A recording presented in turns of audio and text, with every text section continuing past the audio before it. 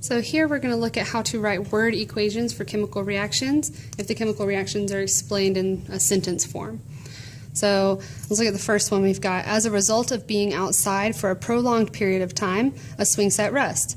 This rusting occurs when solid iron reacts with oxygen gas in the air to produce solid iron 3 oxide. So for this problem here, I always try to figure out what my reactants are and what my products are.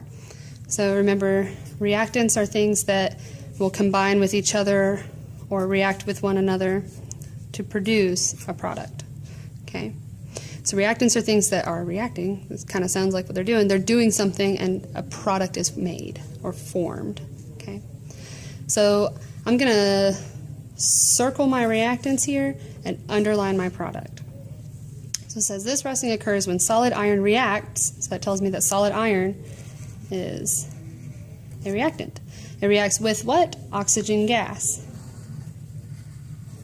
in the air to produce solid iron 3 oxide. So that means that solid iron 3 oxide is one of my products, or my only product in this case. So to write the word equation, all I do is I take what I circled and underlined, except for the states of matter. The states of matter I'll put in parentheses after it, and I put them in this reactants yield product form.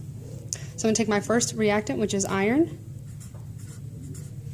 And since it's a solid, I'm going to put parentheses S for solid. Okay, it's reacting with another reactant, which is oxygen gas. Now, oxygen gas is one of those diatomic molecules. So when writing the word equation, that's not really important, but when writing the skeleton equation and what we're going to be doing more often in this class, you need to remember that Brinkelhoff, or I never had bright or clever friends. Since that's a gas, we're going to put a G for gas. So solid iron reacts with oxygen gas to produce solid iron 3 oxide. And it's a solid, so I'm going to put parentheses S. Okay, this is a complete word equation. Let's look at the next one. Many grills require the use of propane gas as a fuel to create fire. The propane gas, which is C3H8, reacts with the oxygen in the air to produce water vapor and carbon dioxide gas, and also heat. Okay, now for our purposes, we're not going to include heat yet. Okay, let's again circle our reactants and underline our products. So it says propane gas reacts with, so propane gas is reacting, it's the reactant. Okay, and since it's a word equation, I just need the name of it. I don't need that formula right now. Okay, it reacts with oxygen in the air, so oxygen in the air. And oxygen exists as a gas in the air. Okay, to produce water vapor and carbon dioxide gas. Okay, so let's put our reactants on the left side. So I'm going to have propane,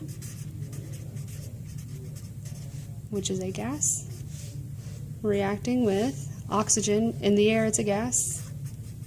You'll notice that anytime that you have oxygen by itself, it will be a gas for our purposes. To produce water vapor, which is a gas, and carbon dioxide gas.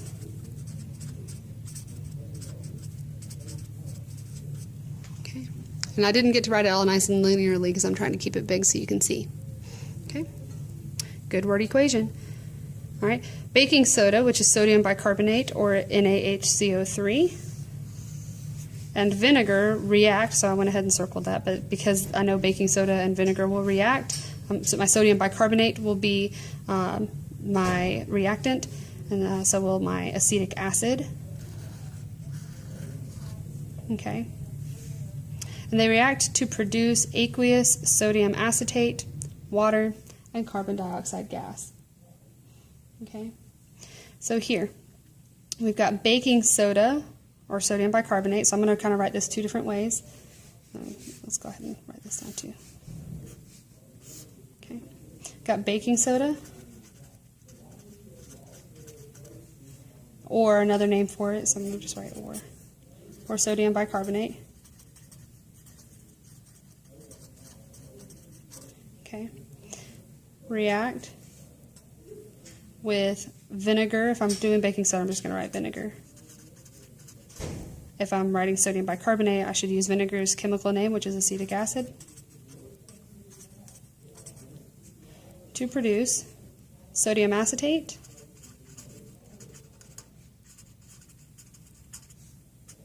water, and carbon dioxide.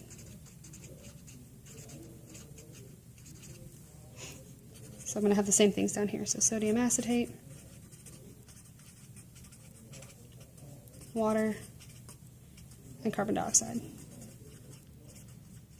Oh, I'm running out of room. Okay, so let's go back and think about the states of matter. So baking soda, it doesn't give me a state of matter, but we all know baking soda is a solid.